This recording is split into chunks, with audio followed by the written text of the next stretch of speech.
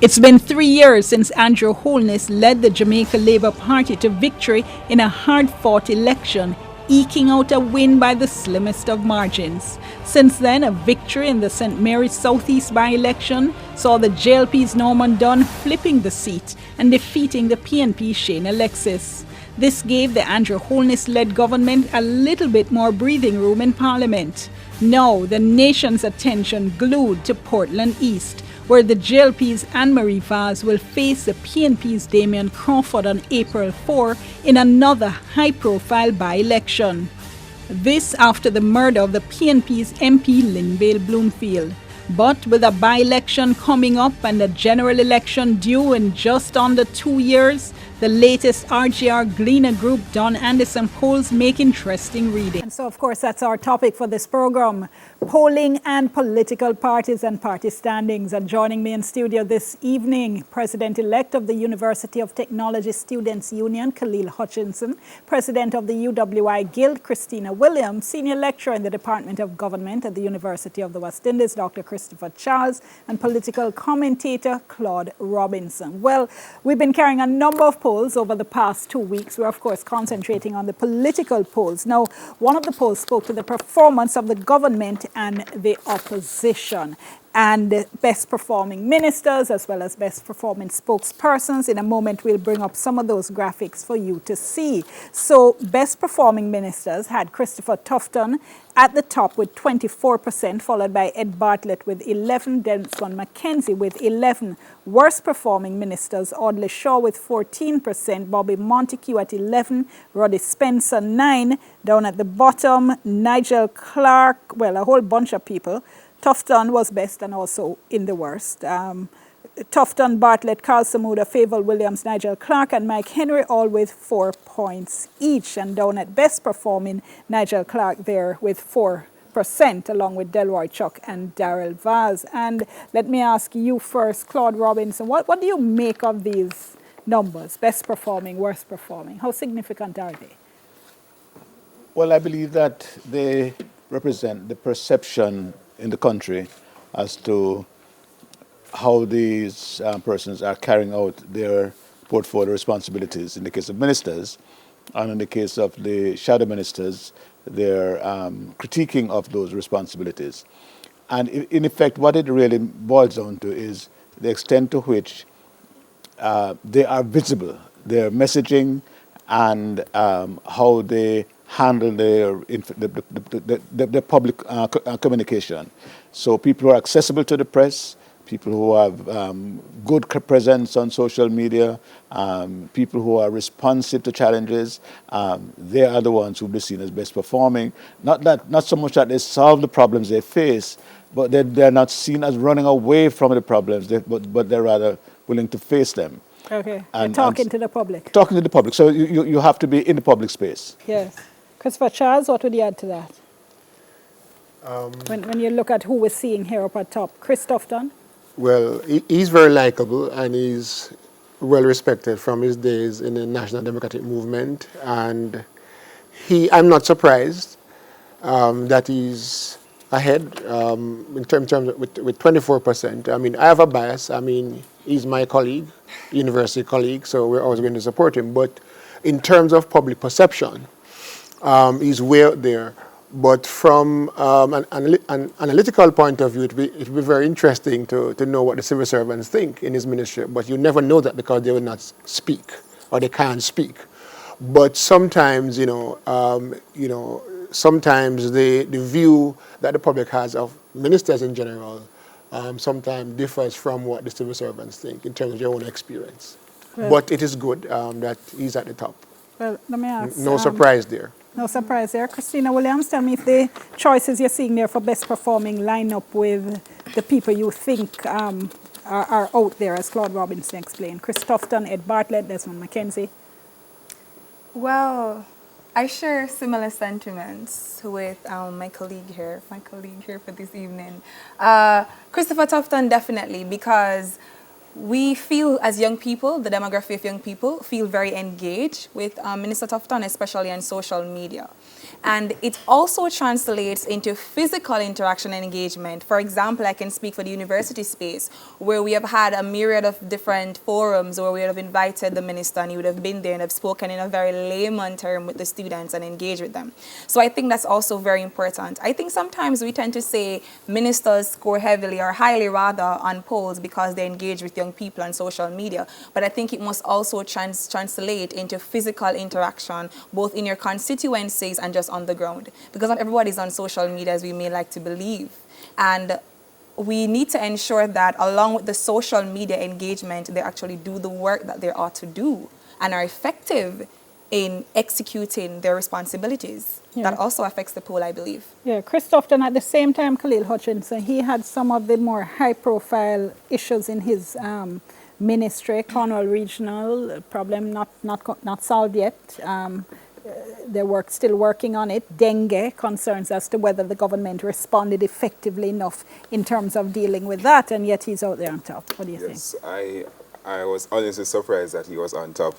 For me, it should have been Edwin Bartlett because he has placed Jamaican tourism at a level that I believe no other minister has done in the past.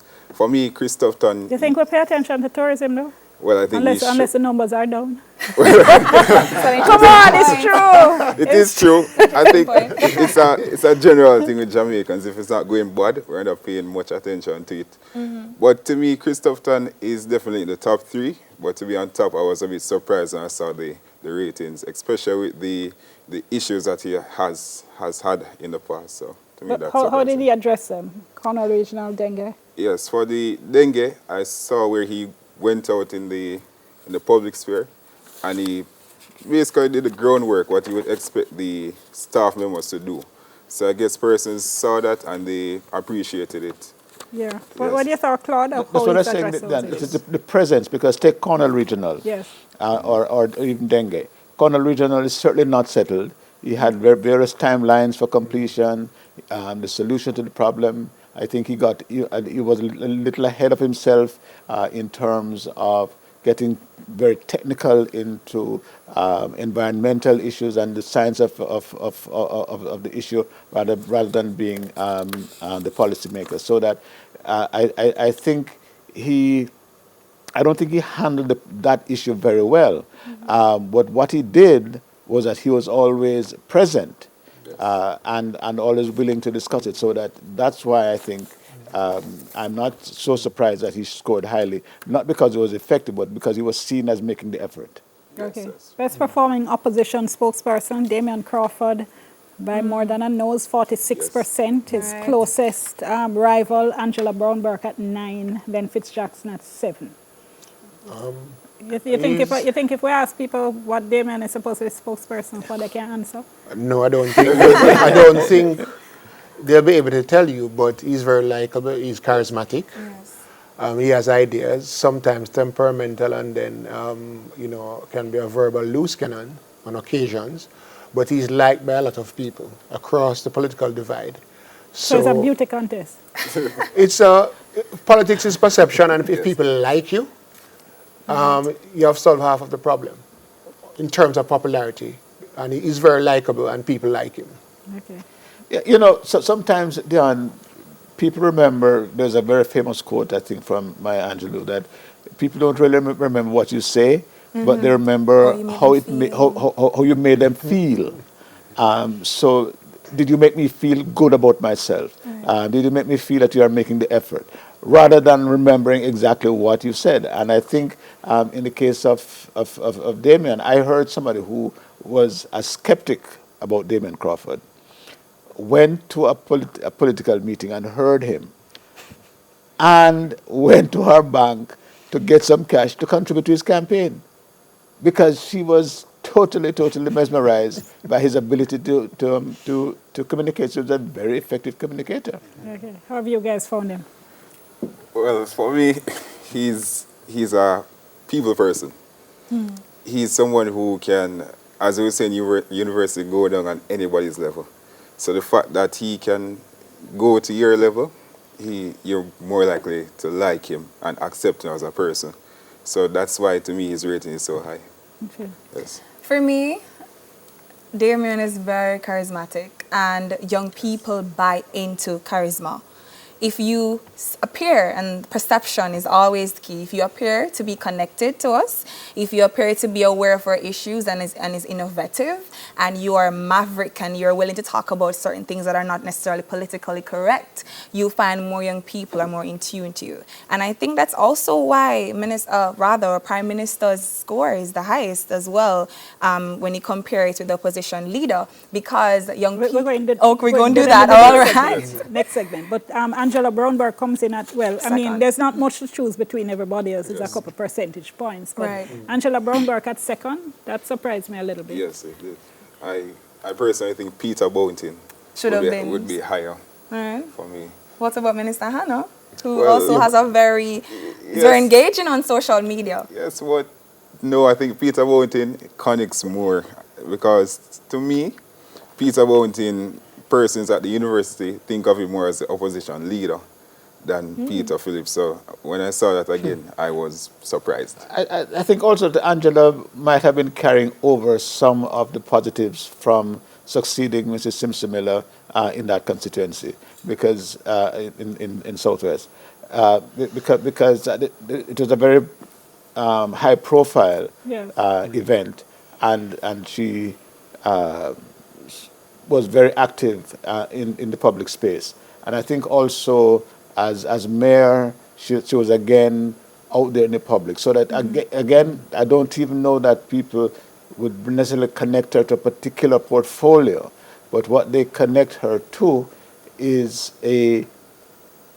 carrying a message on behalf of the People's National Party at all times, and by and large, a positive message for the party. Okay. Peter Bunting and Lisa Hannah, surprised they don't have more? Yes and no. Yes and no. Yes and no. That in that they are both, in my view, hard workers. But I think Peter Bunting doesn't come across as connecting. If you say Damon Crawford is a people person, perhaps Bunting is the opposite. In other words, he's more aloof. He's more of the technical kind of guy. He can crunch the numbers.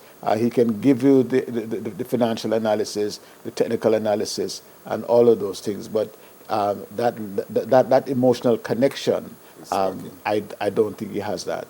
Okay. I tell you what, we'll pick up in the next segment. We're going to be looking at the performance of the party leaders, and then, of course, the big one, the party standings. So stay tuned, and remember, you can tweet along with us. It's #TVJ All Angles. Soon come.